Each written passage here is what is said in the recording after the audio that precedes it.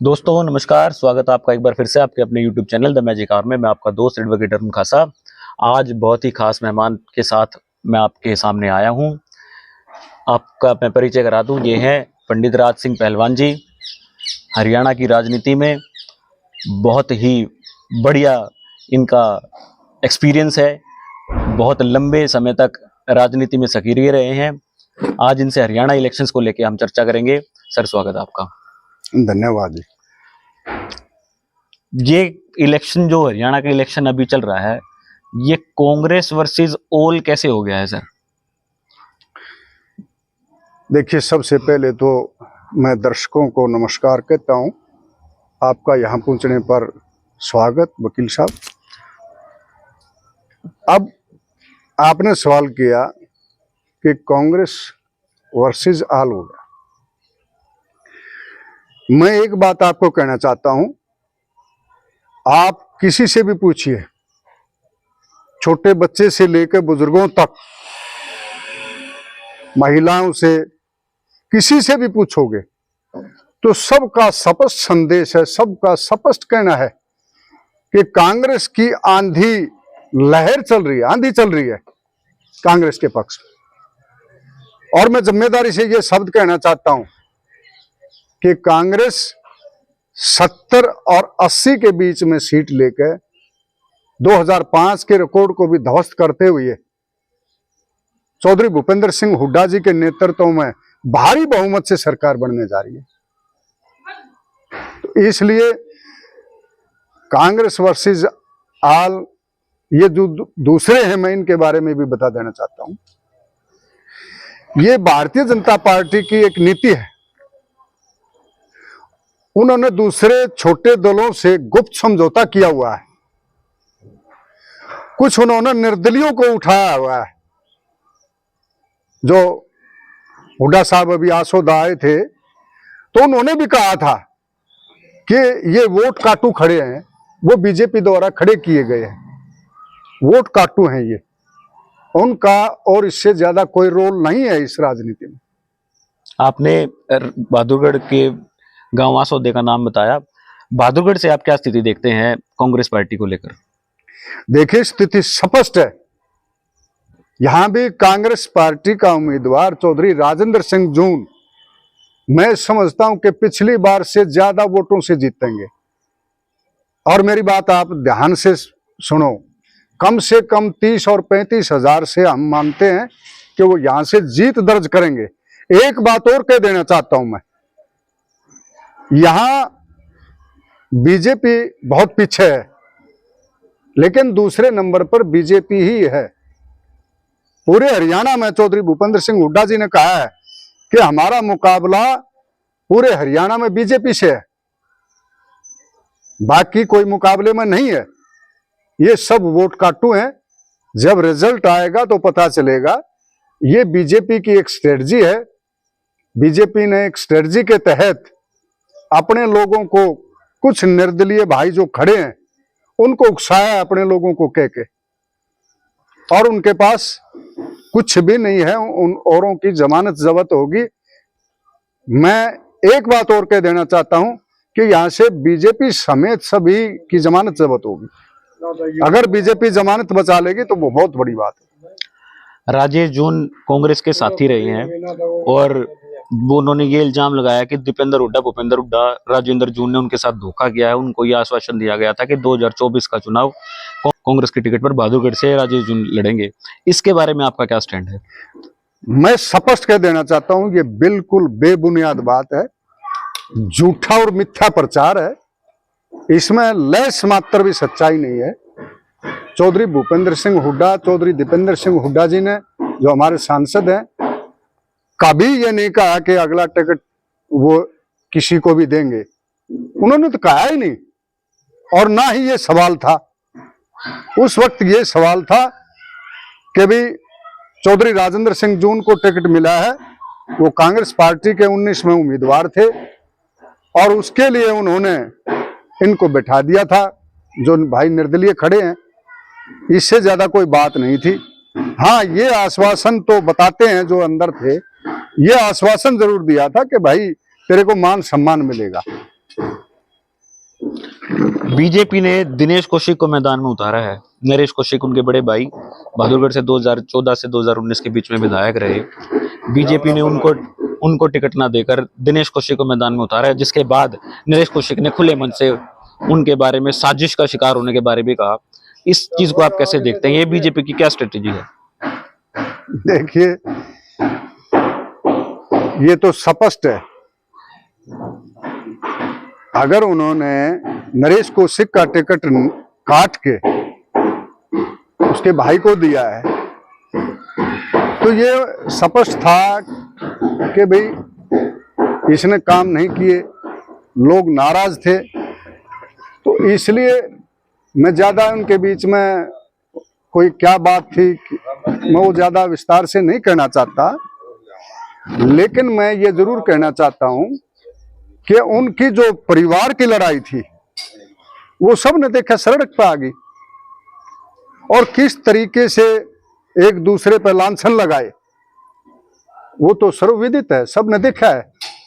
तो जो उनके परिवार की लड़ाई थी वो बाहर आई, सड़क पर आ गई, आपस में झगड़े हैं, लड़ाइयां हैं, और इनके अलावा भी जो बीजेपी का वर्कर है वो आपस में बहुत ज्यादा उलझा हुआ है, उनमें लड़ाइयां हैं, एक दूसरे की टांग खिंचाई है, तो वो आपस में सहयोग नहीं कर रहे। और बहुत सारे आधार हैं जिससे मैं अपने विश्वास से भी मैं फिर दोहरा रहा हूं कि कांग्रेस का कैंडिडेट चौधरी राजेंद्र सिंह जून भारी बहुमत से यहां से विजय दर्ज करेंगे और हरियाणा में कांग्रेस की सरकार आएगी, चौधरी भूपिंदर सिंह हुड्डा मुख्यमंत्री होंगे। बहादुरगढ़ से बीजेपी के नेता अपना मुख्य मुकाबला राजेश जून के साथ बताते हैं और चौधरी राजेंद्र सिंह जून को बताते हैं कि ये तो दिल्ली ही रहते हैं और हल्के में ये आते नहीं है। तो इसके बारे में क्या कहेंगे आप? देखिए, हर पार्टी आप अपने तरीके से दुष्प्रचार भी करती है, प्रचार भी करती है, तो इस बारे में तो वो माहिर है, दुष्प्रचार में भारतीय जनता पार्टी माहिर है, वो पता ना तरह तरह की क्या बातें करते हैं, दुष्प्रचार करते हैं। लेकिन हम और बहादुरगढ़ की जनता ये मानती है कि राजेंद्र सिंह जून जैसा कैंडिडेट आज जितने चुनाव लड़ रहे हैं, बिल्कुल दावे से कह रहा हूं मैं, सबसे उत्तम है, अच्छे हैं। आज तक राजेंद्र सिंह जून पे ना कोई भ्रष्टाचार का आरोप है, ना कोई दाग धब्बा, किसी प्रकार का भी दाग धब्बा नहीं है। अब आप विरोधियों को देखिए, किसी पे कोई लांछन है, किसी पे कोई लांछन है, लेकिन राजेंद्र जून ने कोई बिजनेस नहीं किया यहां से, बहादुरगढ़ में उनका कोई बिजनेस नहीं है, और कभी भी किसी भी विपक्ष वाले ने ये आरोप नहीं लगाया कि राजेंद्र सिंह जून ने ये भ्रष्टाचार किया या ये अपराध किया या उनका कोई चरित्रहीनता का कोई ऐसा केस हो। बेदाग बेलाग साफ सुथरे स्पष्ट छवि के ईमानदार वफादार, और मैं स्पष्ट कहता हूं एक कैंडिडेट में जितने गुण होने चाहिए वो राजेंद्र सिंह जून में है। अगर वो रात को अपना दिल्ली के निवास पे चले जाते हैं तो कौन सा अपराध है ये? आप बताइए। रात को वो जाके सो जाते हैं, सुबह उठते हैं, बहादुरगढ़ की सेवा में आ जाते हैं, लग जाते हैं यहाँ और बिल्कुल सेवा करते हैं। और रात को मैं आपको एक और बताऊं, बहादुरगढ़ का कार्यकर्ता आम आदमी रात को भी अगर राजेंद्र जून को फोन करता है तो रात को फोन उठाते हैं और फोन से ही उसकी समस्या का हल करने की कोशिश करते हैं। राजेंद्र सिंह जून जी पर बीजेपी की नहीं, कांग्रेस पार्टी से जो नेता जाते हैं वो ये आरोप लगाते हैं कि राजेंद्र सिंह जून कांग्रेस पार्टी से बहादुरगढ़ से किसी नेता को पनप नहीं दे रहे और उनकी टिकट वो बताते हैं कि मैं तो ऊपर से दिल्ली से टिकट लेके आ जाऊंगा, यहाँ पर टिकट किसी को मिलने नहीं दूंगा। आप बताइए किस नेता का बयान है? आप एक भी नेता ये सिद्ध कर दें आप। नहीं, राजेश जून कांग्रेस पार्टी का राजेश जून भी अभी तक भाई कांग्रेस के साथी थे और कांग्रेस के से निर्दलीय चुनाव जब आए हैं उसके बाद वो बोल रहे हैं कि भाई वो तो ये कहते थे कि मैं तो ऊपर से टिकट ले आऊंगा, यहाँ पे टिकट मिलने नहीं देंगे किसी को। देखिए, जो भाई चुनाव लड़ता है वो अपनी बात कहता है और वो दूसरे जो उम्मीदवार होते हैं उन पे आरोप भी लगाता है। आज वो भाई चुनाव लड़ रहा है, चुनाव लड़ रहा है तो कुछ तो कहेगा। और वो, मैं एक बात बता दूं, वो कांग्रेस का रहा भी नहीं जब चुनाव लड़ रहा है।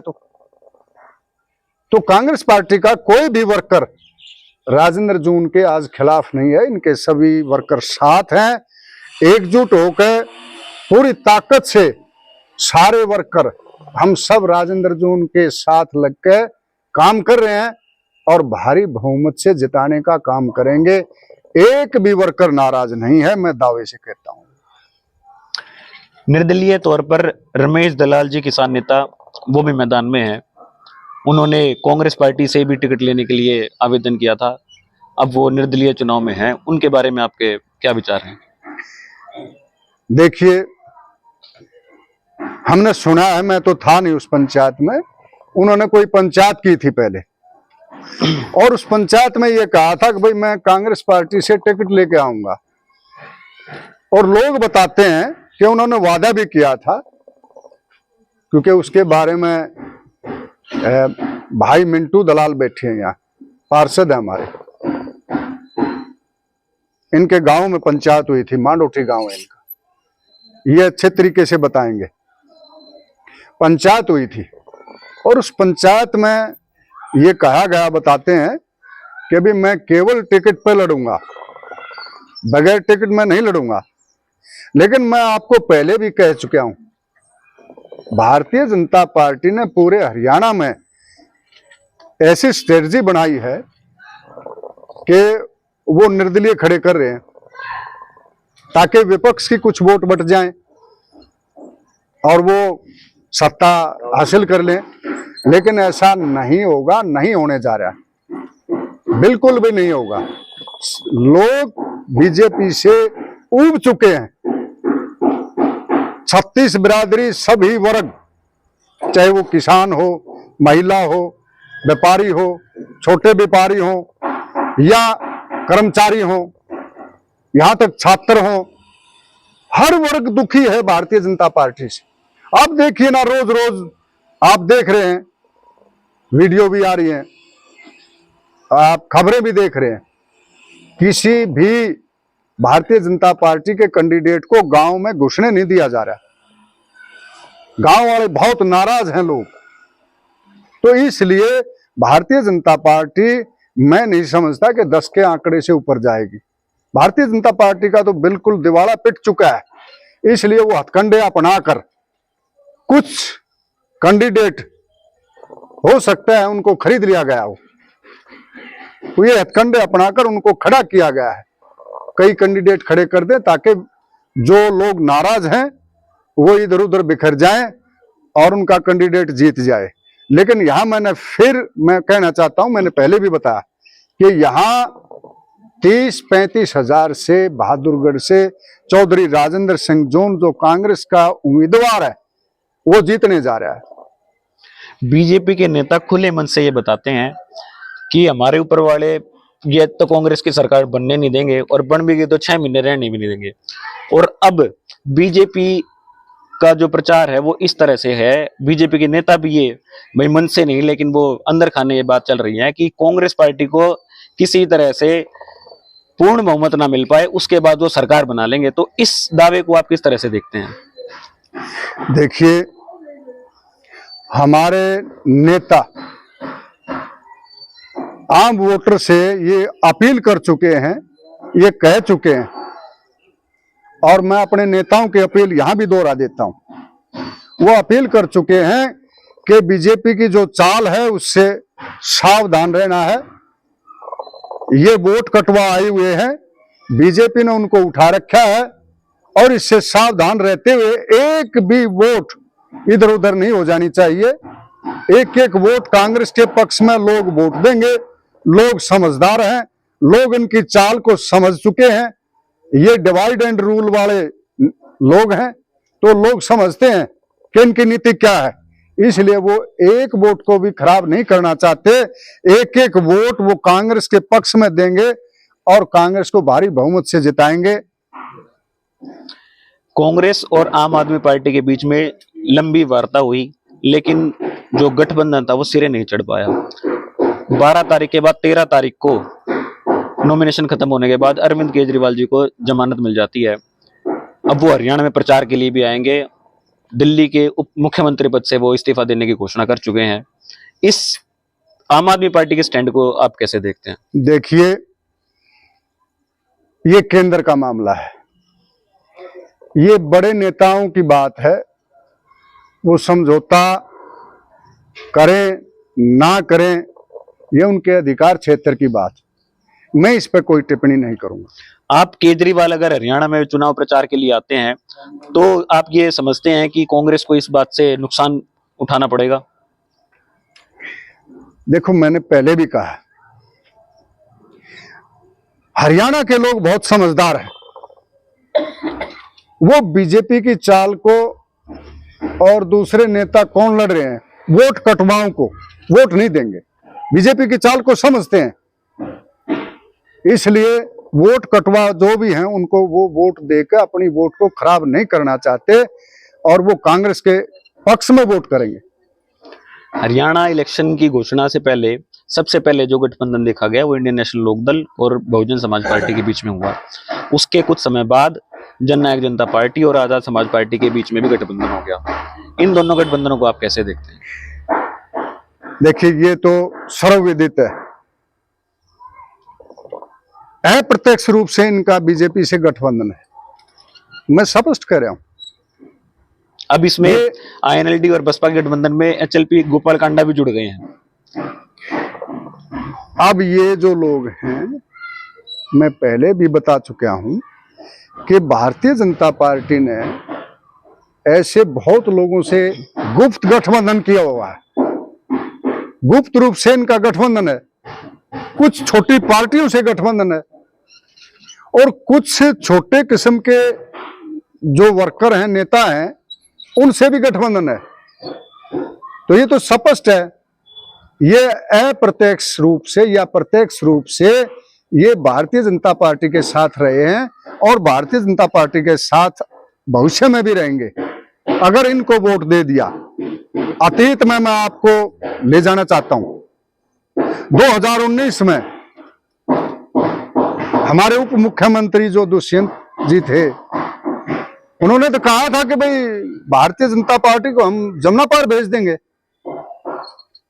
उस वक्त भी जो समझदार लोग थे, जो राजनीतिज्ञ थे, वास्तव में उनको पता था कि ये झूठ बोल रहा है और झूठ बोल के उन्होंने कांग्रेस को नुकसान किया और वो 10 सीट ले गए। उसके बाद वही होना था। हम तो तब भी कहते थे कि भाई ये इनका गुप्त समझौता है, विपक्ष को बांटना चाहते हैं, उसकी वोटों को बांटना चाहते हैं और वोट बांट के उन्होंने वही किया। लेकिन आज हरियाणा की जनता समझदार हो चुकी है, वो दोबारा से ऐसी कोई गलती नहीं करेगी। इन वोट कटवाओं को इनको बिल्कुल भी वोट नहीं देगी और वो कांग्रेस को ही वोट देगी। गोपाल कांडा जी से सवाल पूछा गया था कि वो इलेक्शन के बाद बीजेपी में जाएंगे नहीं, तो उन्होंने स्पष्ट बता दिया है कि बीजेपी के साथ उनकी कोई नाराजगी नहीं है और बीजेपी पूर्ण बहुमत से सरकार बना रही है और वो गठबंधन में रहकर बीजेपी की सरकार में शामिल होंगे। अब ये तो वीडियो उसके बाद अभय चौटाला जी का भी बयान आ चुका है कि वो इसके बारे में बात करेंगे और इस तरह की अगर कोई बात है तो वो अपने गठबंधन के बारे में दोबारा विचार करेंगे। ये हो ही नहीं सकता। मैं यहां दावा करता हूं कि वो गठबंधन तोड़ लें, क्योंकि अभय सिंह जी के हाथ में गठबंधन ना बनाना हाथ में है, ना तोड़ना हाथ में है। भारतीय जनता पार्टी के हाथ में इनकी नकेल है। भारतीय जनता पार्टी जब कहेगी दुष्यंत की तरह है, अब जब दुष्यंत को कहा कि वो गठबंधन कर ले तो गठबंधन हो गया। जब उनको कहा गया कि अब गठबंधन तोड़ ले तो वो तोड़ दिया। ऐसे ही इन पार्टियों की नकेल भारतीय जनता पार्टी के हाथ में है और वो जब चाहेंगे अपने पक्ष में, जब उनका फायदा होगा तो इनको इस्तेमाल करेंगे। इसलिए मैं नहीं समझता कि गठबंधन टूटेगा और गोपाल कांडा ने तो बात साफ कर दी है, स्पष्ट कह दिया है। अब बचा ही क्या है? आपका मानना है कि 2019 में जैसे एक चौटाला दुष्यंत चौटाला का बीजेपी ने इस्तेमाल किया था, अब 2024 में उनके चाचा अभय चौटाला का बीजेपी उसी तरह से इस्तेमाल कर रही है विधानसभा उपचुनाव को लेकर? देखिए, मैं बार बार कह रहा हूं कि ये लोग सिर्फ समझौते करते हैं। ये ऐसे लोग हैं जिनका शातिर दिमाग है और ये अपने तरीके से ये दूसरे जो विपक्षी दल हैं, छोटे दल हैं, उनका इस्तेमाल करते हैं। पिछली बार दुष्यंत का इस्तेमाल किया, दुष्यंत के माध्यम से इन्होंने सत्ता पर कब्जा किया। अब ये चाहते हैं कि इन छोटे दलों के माध्यम से हम कब्जा कर लें, वो ऐसा नहीं होगा। हरियाणा में प्रधानमंत्री नरेंद्र मोदी जी की रैली हुई और रैली के पोस्टर से मनोहर लाल खट्टर जी का फोटो भी गायब था, ना वो मंच पर रहे और ना ही मंच से उनका नाम लिया गया। इस बात को आप कैसे देखते हैं? देखिए, आप अगर मनोहर लाल खट्टर जी ने ये कहते हैं भाई हमने काम किए, खट्टर साहब ने काम किए, तो क्या ये इनाम था उसका? उनको हटा दिया। उनको इसलिए हटा दिया कि हरियाणा की जनता त्राहिमाम त्राहिमाम कर रही थी, बहुत नाराज है भारतीय जनता पार्टी से। अब इन्होंने सोचा कि भाई हम चेहरा बदल देंगे तो लोग नाराज नहीं रहेंगे। आज भी लोग बहुत नाराज हैं।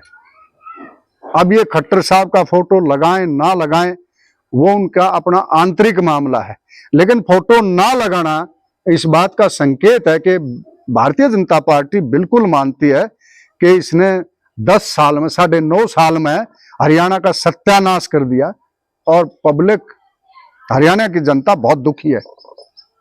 बीजेपी कई विधानसभा सीटों पर कमजोर कैंडिडेट उतारने का उनके ऊपर आरोप लग रहा है और जो उनकी पार्टी के जो नेता हैं वो खुद ये आरोप लगा रहे हैं और वह निर्दलीय मैदान में आ रहे हैं।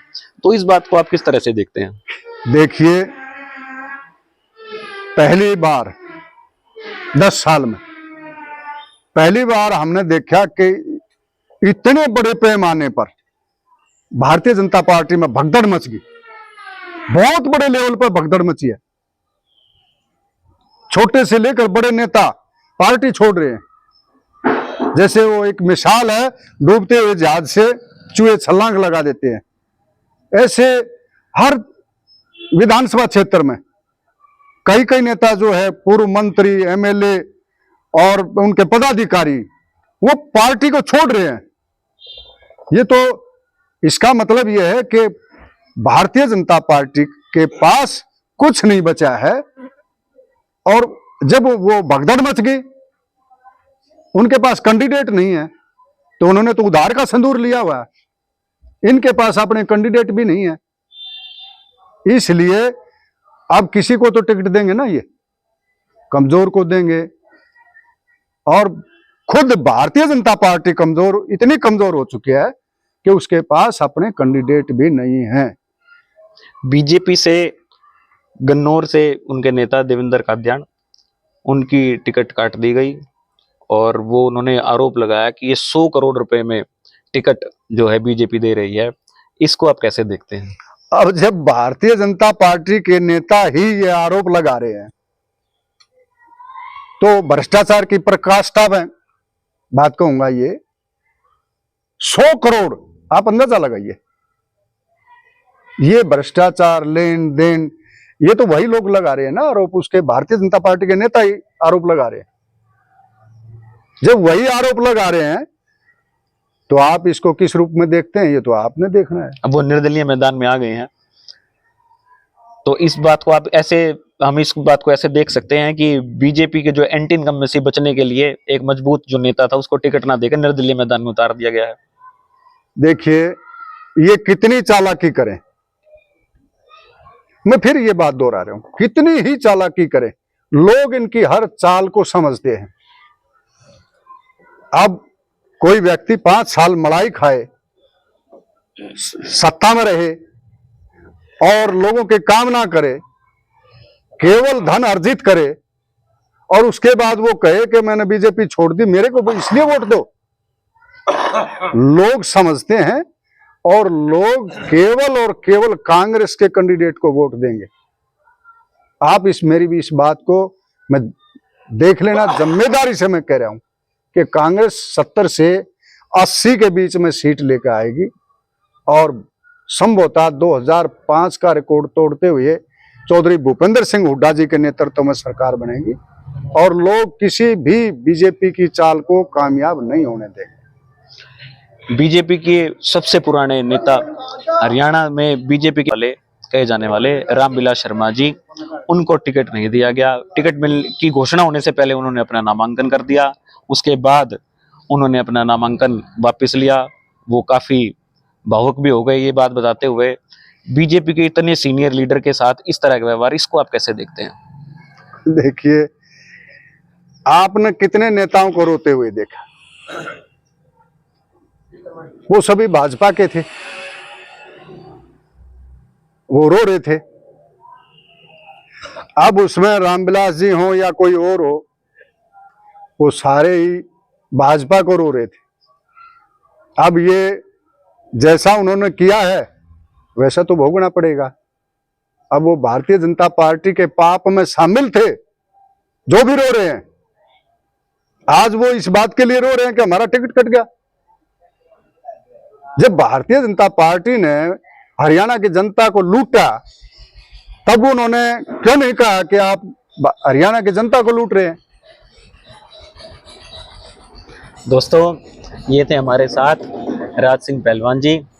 आपसे इसी तरह की चर्चा में मैं फिर से आपके सामने शामिल हो जाऊंगा जैसे कोई नई अपडेट आएगी। तब तक के लिए नमस्कार, धन्यवाद, जय हिंद।